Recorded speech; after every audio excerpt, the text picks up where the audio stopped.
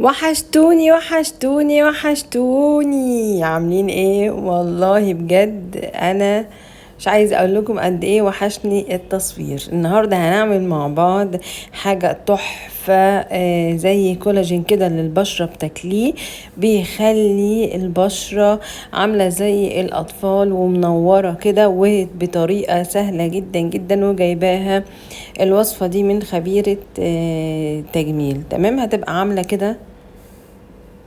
عاملة زي الجم، هناكلها ونحطها في التلاجة وتنفع بقى في الصيف، وتديله ايوه بقى، ونخلي البشرة تنور ونبقى كده منورين وحلوين وشكلنا حلو. خلاص، هنا قسمت اهو الوصفة بتاعتي في فنجانين صغيرين، وكمان في اللي هي السيليكون، الصينية السيليكون. اول حاجة بجيب من عند العطار جيلاتين. تمام، الجيلاتين ده عبارة عن بتاع 6 معالق جيلاتين، ومعاهم كيس جيلي بالفراولة. تمام، وعلى النار كده، النار هادية على فكرة.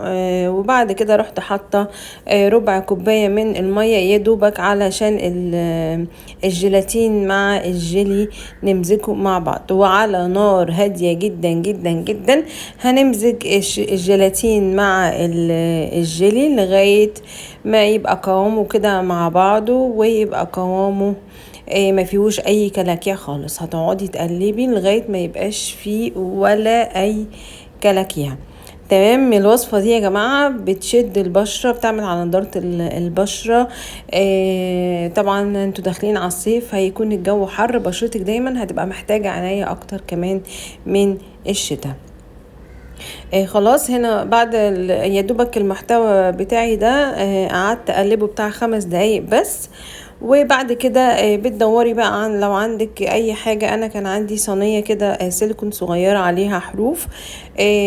ببتدي بعد كده اروح مفرغة المحتوى بتاعي فيها. ما كانش عندي غير صينية واحدة، رحت مكملة في فنجانين صغيرين، حطيت بقية المحتوى.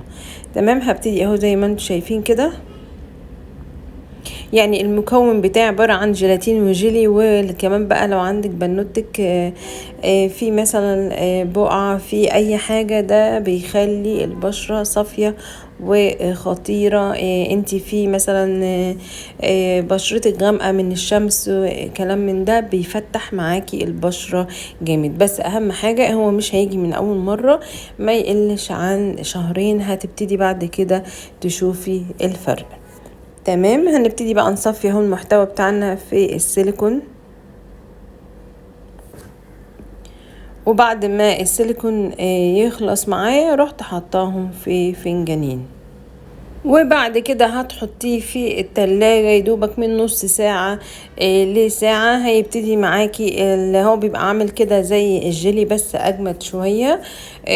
لازم تحطيه يا جماعة، لازم تحطوه في التلاجة مش اقل من نص ساعة، ساعة، علشان يجمد معاكي. وبتبتدي بعد كده تطلعيه علشان تاكليه.